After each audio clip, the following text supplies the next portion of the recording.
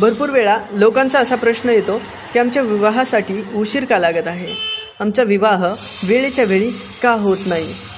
कुंडलीमध्ये मंगळ दोष नाही, कुंडलीमध्ये विवाहासाठी उशीर लागेल असा कोणताही दोष निर्माण झालेला नाही, तरी देखील विवाहाला उशीर का लागत आहे.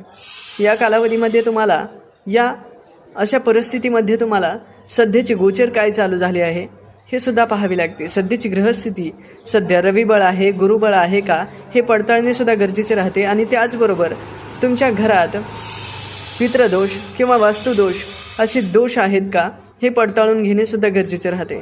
जर कुंडली व्यतिरिक्त वास्तुदोष किंवा पितृदोष असे दोष असतील तर त्यावेळेस विवाहासाठी अडचणी नक्कीच उपस्थित होऊ शकतात. त्याचबरोबर कुंडलीतील सप्तमेश कोणत्या ग्रहाने दूषित आहे हे पाहणे सुद्धा गरजेचे राहते. त्यामुळे पत्रिका पडताळून घेणे